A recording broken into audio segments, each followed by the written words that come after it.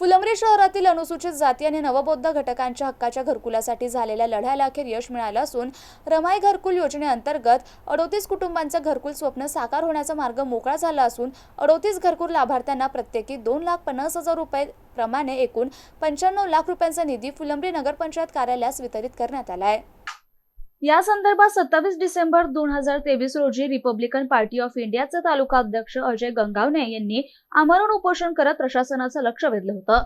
या आंदोलनाची दखल घेत तत्कालीन मुख्याधिकारी तथा प्रशासक ऋषिकेश भालेराव यांनी उपोषणकर्त्यांशी सकारात्मक चर्चा केली होती। त्यानंतर फुलंब्री शहरात रमाई घरकुल योजना प्रभावीपणे राबविण्याचा निर्णय घेते नागरिकांना प्रस्ताव सादर करण्याचं आवाहन करण्यात आलं। प्रशासनाच्या आवाहनाला उत्स्फूर्त प्रतिसाद देत शहरातील 38 पात्र नागरिकांनी परिपूर्ण प्रस्ताव नगरपंचायत कार्यालयात दाखल केले। या प्रस्तावाची शासन स्तरावर दखल महाराष्ट्र शासनाच्या सामाजिक न्याय आणि विशेष सहाय्य विभागाने 29 मार्च 2026 रोजी प्रशासकीय मान्यता प्रदान केली। त्यानुसार प्रत्येक लाभार्थ्यास 2,50,000 रुपयाप्रमाणे एकूण 95 लाख रुपयांचा निधी नगरपंचायत कार्यालयास वितरित करण्यात आलाय। या निर्णयामुळे घरकुलाच्या प्रतीक्षेत असलेल्या कुटुंबांना मोठा दिलासा मिळाला असून लवकरच प्रत्यक्ष कामांना सुरुवात होण्याची अपेक्षा व्यक्त केली जाते। Mahavir Jaiswal, MCN news, Phulambri.